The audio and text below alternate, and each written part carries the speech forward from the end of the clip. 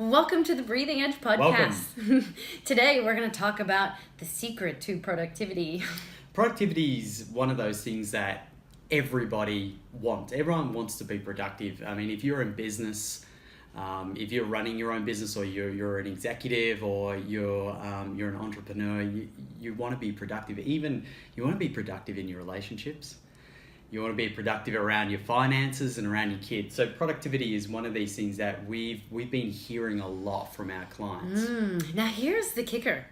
Even the best plans and to-do lists and desires to complete something, even the best plans are useless unless you have the energy to implement them. So let's think about that. I mean, this is an important point coming up to the end of the year and going into 2019. Who's already made their plans for 2019? Or for the next year coming. Yeah, I mean, you look at this, it's great. And, you know, how many times have you been at a New Year's Eve party and people have said, oh, I'm going to go into this exercise regime, and then they just don't even have the energy for it. Yeah, I'm going to do next year what I didn't do this year.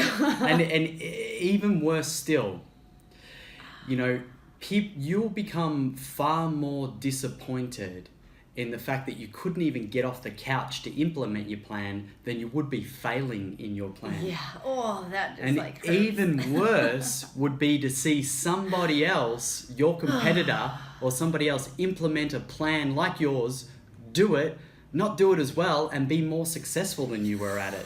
All because of the energy factor that is required. That's it. So we're having a look at managing your energy before you manage your time.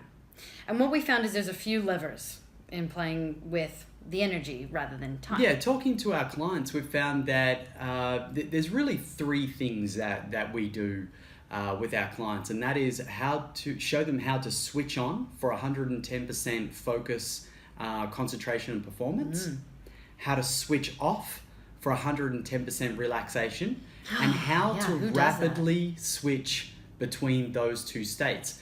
Because, you know, see if you can relate to this. Being switched on all the time seems to be what's going on in today's modern society. We seem to be, anxiety is a big thing. We've spoken about anxiety before, and anxiety comes from that being switched on, the brain being on, all the time. Whether that's a laser beam or a scatter gun, it doesn't matter. If it's on, it's on. Yeah. And so what we found is, yes, critical thinking time is important. So it is important to be on.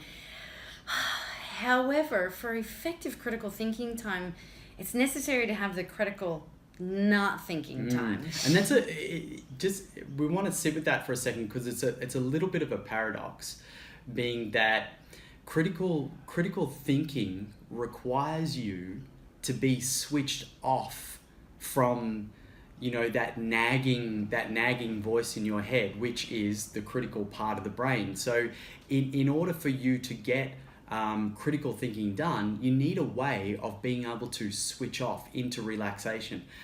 We've now worked with thousands of people in showing them how to use a simple upgrade like your breathing to achieve these states of relaxation, where all of a sudden people say, oh my goodness, I've solved a problem in my business that I've been trying to solve for ages, or I just filled up my whole entire goals journal or business journal, all because they were able to flick that switch to relaxation for something else to open up and be productive with their relaxation. Yeah. So we'll have a look at why it works. So when you can switch between the two, you can maximize performance and maximize relaxation. Because I was actually astounded, actually not really surprised, but it did kind of blow me away how many people, one, can't really meditate very well, or they have to have somebody sharing with them or telling them how to meditate in the ears to be able to meditate. And I'm one of them. Yeah, and how many people wake up exhausted in the morning. So a lot of the time we think that relaxation and rejuvenation is sleep, but what we don't realize is how much energy sleep takes when you don't know how to switch off 110%. And we have recently, we've just recently run a test program where we were getting, collecting data from people and finding out what their experiences have been. And really interesting that when people have been performing the breathing exercise, for example, they start to sweat, or they feel like their body's in a lot of tension, and so you don't realize how much unconscious tension, both physical and mental and emotional, like in all those areas. There's three areas there, not just two, but in all those areas, if you're not conscious to that, you don't realize how much tension is there, and that could be something that very well could be blocking your performance and your productivity. Yeah, it's like, ever gotten a massage and never realized how much you needed a massage until you got the massage? Well, it's kind of like that. So the interesting thing is that, of course, we are in the business of breathing, and we've chosen it because we have our tool with us every single moment of every single day. So what we found, especially in the program the beta program we just completed, was that there was like two different types of people. There's a vending machine people who just want it when they need it.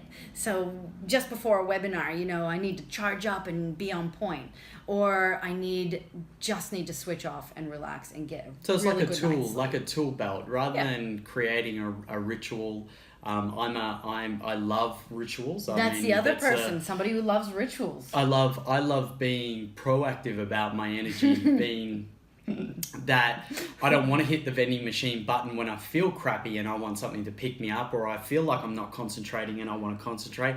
I will get that done. I'll have a routine in the morning that switches me on, knowing that I also have a routine to switch myself off. And so it's one of those things that, look, we have over our career, over our marriage and our time together and our career. I remember when I was back in the military, we'd done loads of courses and learnings and read heaps of books on productivity, and it was about blocking time out in your calendar, and it's about doing this sprinting here and then having a 5-minute rest, and all the different things that you've seen for productivity. But where I think it falls short is the energy question. Is are you looking after your energy? Do you have a switch to be able to switch your energy from go to off? Go off. Like, do you have a switch for that? Because that's the thing that really counts when it comes to implementing and following through with plans and blowing through the finish line. And I think that this is one of the really important things that we've seen in a lot of our clients, that people are just tired. They're just tired, and it was it Keith Cunningham said that something about business owners. Now I can't even remember the quote, but it was something about how entrepreneurs and business owners, they don't get rich, they get tired. They get tired because it's this question of energy and having the energy to implement. Yeah, and if you're like me, well, my big lesson was I had so many different productivity techniques, like what Shane was talking about, and I thought that I just hadn't found the productivity technique that works with me. But what I realized is it wasn't the productivity technique, it was me. and understand this too, when your personal energy raises and or you have a switch for turning yourself on and off, you will naturally perform better at anything that you do. So it doesn't matter if you're a person that likes to write things down in a diary, block off time, if you don't like a plan at all, or you're an ad hoc person. If your energy is up, you will improve. You will be economical, and you'll improve whatever it is. And you'll always look for the best way of doing something. That's what happens when it comes to having high energy. Rather than ticking everything off on your to-do list, you actually look at your to-do list and go, do I need to do all of that?